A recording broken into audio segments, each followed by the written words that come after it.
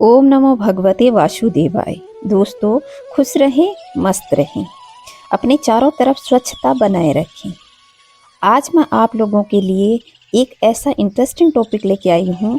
Video को अंत तक जरूर देखिएगा। दोस्तों, समुद्र मंथन के बारे में तो हम सब ने सुना है कि उसमें 14 प्रकार के रत्न निकलते हैं।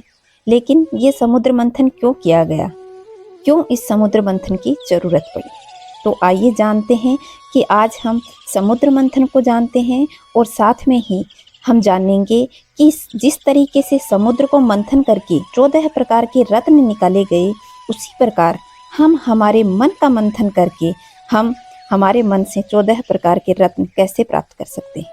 तो आइए दोस्तों, शुरू करते हैं आज का ये वीडियो। एक बार जब इंद्र अपने ऐरावत हाथी पर जा रहे थे तो उन्होंने ऋषि दुर्वासा को देखा। उन्होंने ऋषि दुर्वासा को देखकर प्रणाम किया तो ऋषि उन पे बहुत प्रसन्न हुए और ऋषि ने उन्हें एक पुष्पों की माला भेंट कर दी। लेकिन इंद्र वो माला लेकर के अपने हाथी ऐरावत हाथी के सूंड पे टांग दी। लेकिन वो माला दिव्य पुष्पों से बनी हुई थी तो ऐरावत उसकी सुगंध से इतना मदमस्त हो गया कि वह इधर उधर दौड़ने लगा, जिससे सूंड पे टंगी हुई वह माला नीचे गिर जाती है और उस हाथी के पैरों के नीचे आ जाती है। माला रोंधी गई। इसे देखकर ऋषि दुर्वासा बहुत क्रोधित हुए और कहते हैं कि इंद्र, तुझे तेरे ऐश्वर्य पे बहुत घमंड है। तूने मेरे दिए हुए उपहार को हाथी के पैरों के नीचे रोंदवा दिया। मैं तुम्हें श्राप देता हूँ। तू जिस इस त्रिलोकी पर घमंड कर रहा है, तीनों लोगों का स्वामी बना बैठा है, तेरी ये त्रिलोकी श्रीहीन हो जाएगी। ऋषि दुर्वासा के श्राप से माँ लक्ष्मी समुद्र के रसातल में चली गई और तीनों लोग श्रीहीन हो गए। अब सब जगह त्राही त्राही मचने लगी। देवता भागे भागे भगवान विष्णु के पास पहुंचे कि हे नारायण, आप ही इसका कोई उपाय बताइए। तब विष्णु भगवान ने कहा कि हमें समुद्र मंथन करना चाहिए। तो ये तो कहानी थी कि समुद्र मंथन क्यों किया गया। यह सबको लगभग पता ही है कि समुद्र मंथन करके माँ लक्ष्मी को निकाला गया और उसमें से 14 प्रकार की और रत्न निकले। इसके साथ साथ कालकूट विष यानी जहर निकला। सब तरीके से ये निकाले गए। आज हम जानेंगे कि जिस तरह समुद्र मंथन किया गया, उसी तरह हमारे मन का मंथन भी करना चाहिए। आज हम समुद्र मंथन को मन का प्रतीक मानते हैं। जिस तरह समुद्र अथाह खजाने से भरा हुआ है, वैसे ही हमारा मन भी अनेक इच्छाओं से भरा हुआ है। इसी तरह जब समुद्र का मंथन किया गया, देवता यानी एक सकारात्मक शक्ति का प्रतीक और राक्षस यानी नकारात्मक शक्ति का प्रतीक, तो हमारे मन में भी सकारात्मक और नकारात्मक अलग अलग तरीके के विचार चलते रहते हैं। यह एक तरह से असुर और सुर दोनों तरह के विचार ही हमारे इस नकारात्मक और सकारात्मक शक्ति के प्रतीक हैं। जब समुद्र मंथन किया गया तो पहली चीज उसमें से निकली जहर यानी कालकूट विष। इसे हलाहल विष भी कहते हैं। इसी तरह जब हमारा मन हम सबसे पहले अध्यात्म में लगाते हैं और ध्यान मुद्रा में बैठते हैं तो नकारात्मक और गंदे विचार हमारे मन में आने लगते हैं। ध्यान भंग होने लगता है। यही वो विष है जिसे हमें हमारे हृदय से धीरे धीरे कम करना होता है और अपने आप को पहचानना होता है। जिस तरह भगवान शिव जी ने अपने गले में ही उस विष को रोककर अपने हृदय को शुद्ध रखा और वे आज भी नीलकंठ के नाम से प्रसिद्ध हैं, उसी तरह हमें भी हमारे इस जीवन में जो नकारात्मक विचार हैं, उन्हें हमारे हृदय में नहीं बसाना चाहिए, उन्हें गले तक ही रोक कर रख लेना चाहिए। अगला रत्न समुद्र से निकला कामधेनु गाय। जो गायों में सबसे शुद्ध गाय होती है, उसे कहते हैं कामधेनु गाय।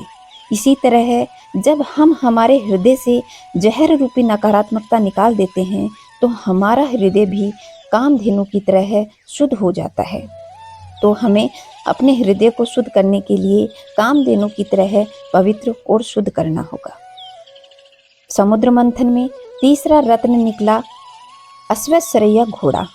यह ऐसा घोड़ा है जिसके पंख होते हैं, यानी यह इतना तेज दौड़ने वाला घोड़ा होता है जिसे कोई पकड़ नहीं सकता।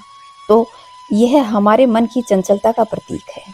इसकी गति भी उसी घोड़े के समान है जो यह ले लूं, यह खरीद लूं, यह चाहिए, वो चाहिए, बस इसी भाग दौड़ में लगा रहता है।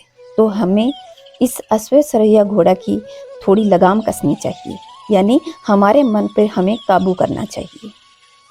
चौथा रत्न निकला ऐरावत हाथी, जो हाथियों में सबसे बड़ा हाथी, भव्य और दिव्य हाथी। इसके 4 सींग निकले हुए थे, जो काम, क्रोध, मद और लोभ का प्रतीक है। यानी मनुष्य भी इसी लोभ में फंसा हुआ है, काम में फंसा हुआ है, क्रोध में, लोभ में, मोह में, माया में। इन चारों पर अगर हमने विजय प्राप्त कर ली तो हम भी ऐरावत हाथी पर विजय प्राप्त कर लेंगे। 5वां रत्न निकला कौस्तुभ मणि, जिसे भगवान विष्णु ने अपने हृदय में धारण किया। जब हम काम, क्रोध, मद और लोभ पर विजय प्राप्त कर लेते हैं तो हमारा मन इतना शुद्ध हो जाता है कि भगवान के निकट पहुंच जाते हैं, हम उनकी भक्ति के लिए तैयार हो जाते हैं। इसके साथ ही 6ठा रत्न निकला अप्सरा रंभा, यानी वासना का प्रतीक। तो हमारे मन में वासना को खत्म करना होता है, तभी हम भगवान की भक्ति में हमारे मन को लगा पाते हैं। तो इस तरह हमें हमारी वासना पर भी काबू प्राप्त करना होता है। 7वां रत्न निकलता है माँ लक्ष्मी, यानी धन का प्रतीक, माया का प्रतीक। तो जब हम इस धन और माया से ऊपर उठ जाते हैं तो हम भगवान की भक्ति करने के लिए, उनको प्राप्त करने के लिए उनके समीप पहुंच जाते हैं। यानी माँ लक्ष्मी धन का प्रतीक है। आज के दिन धन होना चाहिए, लेकिन उनका इतना ज़्यादा नहीं कि हम हमारी इंसानियत ही भूल जाएं। इसलिए हमें धन के साथ साथ इस माया से मुक्त कैसे रहना है, उस पर हमें विचार करना चाहिए। 8वां रत्न निकलता है वारुणी देवी, जो मद यानी नशे का प्रतीक होता है। जब लक्ष्मी जी आ जाती हैं, वहाँ वारुणी देवी अपने आप आ जाती हैं, यानी लोगों को धन का घमंड हो जाता है। धन का नशा, पद का नशा, सुंदरता का नशा, फिटनेस का नशा, हर चीज़ का नशा। क्या चीज़ होता है? नशा होता है अति, हर चीज़ की अति। धन होना चाहिए लेकिन अति बुरी है। पद है लेकिन उस पद की का नशा, यानी मैं ही सर्वे सर्वा हूँ, उसका नशा, वह बुरा है। इसी तरह है, किसी भी चीज़ को लेकर हम इतना मदमस्त हो जाएं कि हमें आसपास की चीज़ें नज़र आनी बंद हो जाएं, वह होता है नशा। तो वारुणी देवी की तरह है, हमारे मन में यह इस चीज़ का नशा नहीं होना चाहिए। व्यक्ति के पास सब चीज़ें होनी चाहिए, लेकिन उनको अपने ऊपर हावी नहीं होने देना चाहिए, उनसे ऊपर उठना चाहिए, सादगीपूर्ण जीवन जीना चाहिए, अच्छा जीवन जीना चाहिए। अगला रत्न निकलता है कल्प वृक्ष। कल्प वृक्ष यानी हमारी इच्छाओं का प्रतीक। कल्प वृक्ष हर इच्छा पूरी कर देने वाला माना जाता है, परंतु इच्छा कभी खत्म नहीं होती। इसलिए हमें हमारी इच्छाओं पर कंट्रोल करना चाहिए। हमें जितनी इच्छाएं हैं, अच्छी बुरी, उनको समझना चाहिए और उसी तरीके से हमें हमारे मन को कंट्रोल करना चाहिए। अगला रत्न निकलता है चंद्रमा, यानी शीतलता का प्रतीक। जीवन में सब चीज़ें अगर हम हमारे मन के मुताबिक काबू कर सकते हैं, हमारे मन पे हम कंट्रोल कर सकते हैं, तो हमारा जीवन शांतिमय हो जाता है, यानी शांति से चलने लगता है।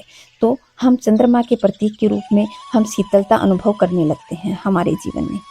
अगला रत्न निकलता है पारिजात वृक्ष, जिसे छूते ही सारी थकान खत्म हो जाती है और देवताओं की संगत प्राप्त कर लेता है मनुष्य। उसी तरह है, इस पूरी यात्रा को करने के बाद हमारी आत्मा एकदम शुद्ध हो जाती है। हम मोह माया से ऊपर उठ चुके हैं और हमारे इस मन में यह उठापटक खत्म हो गई कि हमें ये चाहिए, वो चाहिए। तो आराम ही आराम महसूस होता है और हम हमारे जीवन की यह थकान खत्म कर पाते हैं।